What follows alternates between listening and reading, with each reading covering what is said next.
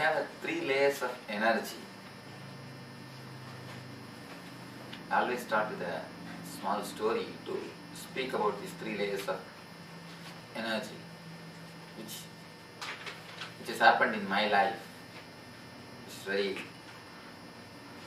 fact. It's not even a story, it's a fact which I directly saw.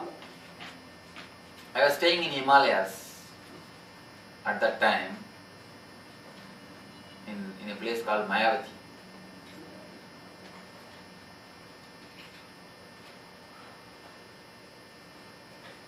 Anybody who has been to Himalayas? Oh, so many are there in this group. That's nice. If you don't see Himalayas, really you miss one dimension of the life. It is not like other mountains. Never think that if you have seen the snow-capped mountains, you have seen Himalayas. No. It is uncomparable.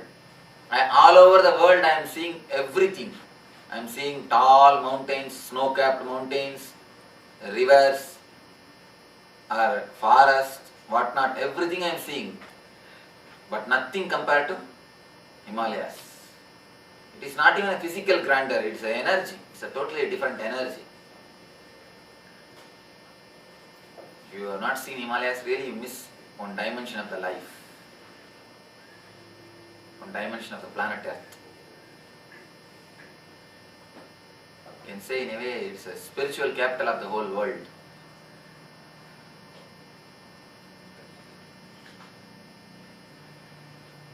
I was staying there in a small ashram. Ashram means not like these buildings, huts. Some 5-6 huts. In one hut, one person can stay, like these huts. The beauty of that ashram is every night tigers will come. It's a tiger haunted zone. One day, night, suddenly we heard the tiger roaring sound. Elderly Swami shouted, "Hey, tiger is coming, all of you get into your room and lock your doors." Locking the door is no way help. Because if a tiger gives one push, not only the door, even the wall will give way. Like these small huts. So he shouted, "Lock the door and support some stone so that the door doesn't opens, gives way." All the Swamis, they locked their doors and supported some stone. Next day morning, in the daytime, tigers go away. I think they may be going for rest. Next day morning, that Swami came out and all of us came out to see how many are still alive. Everybody is out except one person. One person is missing. Immediately we rushed to his room. We wanted to just open the room and see. But the Swami shouted, "Hey, don't do that. Because there are many chances the tiger may be sitting inside." It would have gone from above, and after having a good dinner, maybe waiting for a breakfast to be served. For room service. Waiting for room service. So you do not know. Don't go and open the door directly. Then immediately we started shouting, "Swamiji, Swami." From inside we heard the voice. Then we are comfortable that he is alive at least. He shouted, "Come inside and help me to come out." Then we just broke the window and entered inside.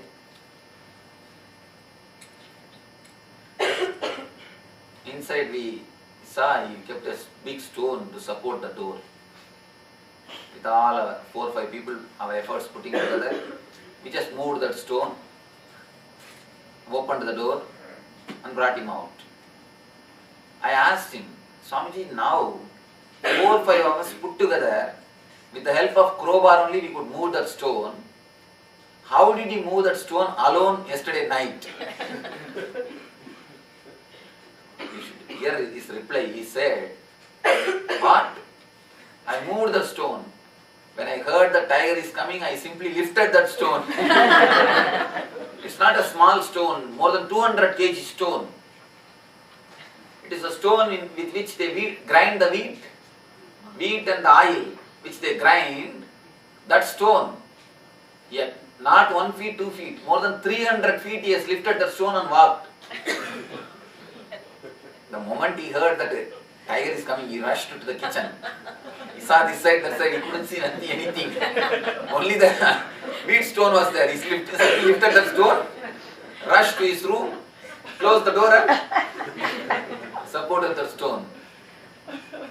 And he says, really I am not able to remember, Swamiji, how I brought that stone to my room. Suddenly today morning I saw that a big stone is there in my room. I was shocked how this size stone is there. I did not even see the size in the night. I did not even see the size. Today morning I saw big stone is there inside my room, supporting the door. See, you need to understand one thing. The same man, he is able to lift the same stone night. But next day morning, he is not able to even move it. When the fear is there, when the emergency to safeguard or to guard his life, anything can be done. If you see that stone, then only you will understand what I say really. It's not a small stone, at least 200 kg.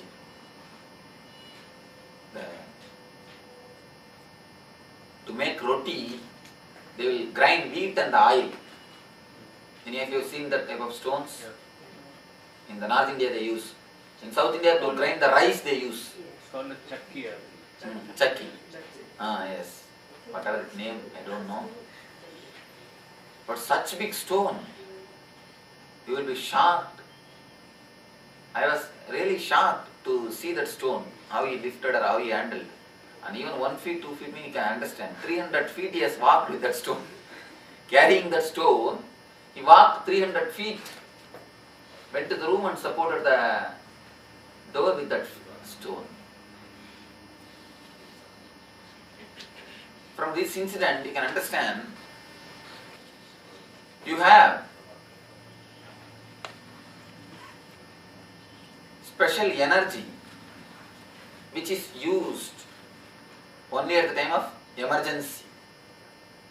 The first layer of energy is the energy which you use for your day-to-day activity.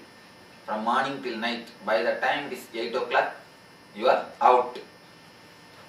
Nothing more. Then anybody asks anything, you only get irritated. You just shout at them or jump on them. Second layer is emergency layer. Layer of energy which you use only at the time of emergency. Third layer of energy is the energy which is spiritual energy. At the time of spiritual experiences, what energy you feel, and the energy with which they do all miracles. The spiritual people do miracles. This is the third layer of energy. Third layer of energy only is called as God, Paramatman, universal energy or existence. Once you know how to connect yourself with the third layer of energy, you are enlightened. That's all. Enlightenment is nothing else. Don't think enlightenment means to be gone will come. No. We have weird ideas about enlightenment. Enlightenment means as if they will fly on the earth. Enlightenment is nothing but having access to the third layer of energy. When you can enter into the third layer of energy, any time by your will, that is what is enlightenment.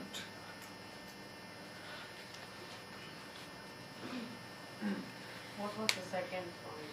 Emergency layer.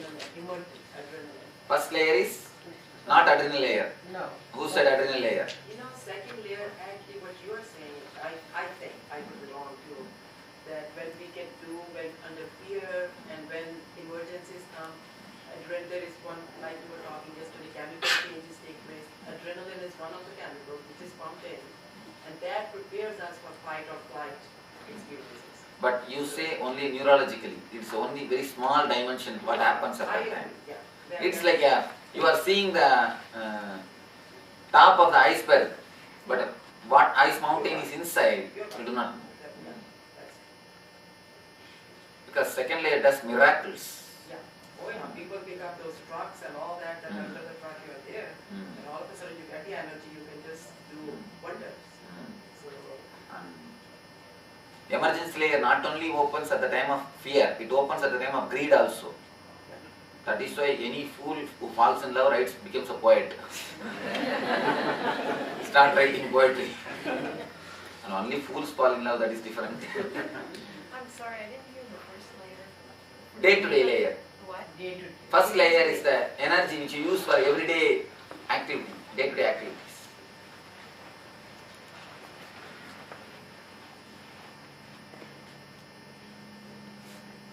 The third layer of energy only is called as God or the divine. All these three layers of energy meet and merge in Vishuddhi Chakra, throat center. Throat center is the doorway or the gateway to all these three layers of energy.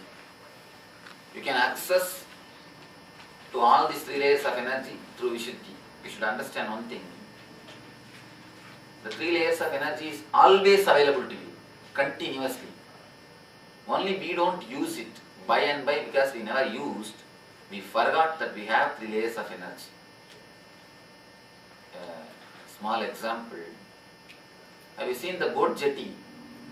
What you call here? Pier. Where you stop the boats? Pier. In India it's called boat jetties. In the ocean, the bank of ocean, in the harbors, they will build a small wall so that safely they can keep the boats. A portion of the ocean will be separated by walls so that they can make the boat stand. Same way, you have also separated a portion of your being for your day-to-day activities. If the whole ocean is directly available, it is difficult to control the boats. That is why to anchor the boats, you make a small place. If the whole three layers of energy is available to the body, it is difficult to handle the body. It will be going to the two peak and two low energies. So just to keep the body in a normal condition, you build a boat jetty. That boat jetty is only called mind or ego. Mind is the boat jetty you build. By and by, you never travel into the ocean. For a long time you never visited the ocean. You stay only in the harbor. By and by staying only in the harbor, you forget ocean belongs to you and you belong to ocean. That is the same thing happens to you. You are already God, you are third layer energy, but for the sake of convenience, you build few walls around you to keep your body intact. So by and by, you stop traveling into the ocean. You stop traveling into the third layer energy. Because you have not traveled into the third layer energy for a long time, you forgot that there is something called third layer energy at all. It's like you come and settle here 30 years before. 30 years you are here. By and by, if you don't speak your mother tongue, you forget. It's not that it is lost, you forget. Suddenly if somebody speaks, Bagunara, then immediately whole thing comes back. You remember the whole thing. Just like that, you are God. You are connected to third layer energy. But by and by, because you, for a long time, you have not used, you have not accessed it, it is lost. Now, if you see a master who lives with all the three layers of energy, suddenly you also remember. When I speak to you in the language of energy, you remember. That is what happens when you see a master. When you see a person who speaks in your mother tongue, you remember the mother tongue. Same way when you see a person who speaks in your, see, mother tongue is the verbal mother tongue.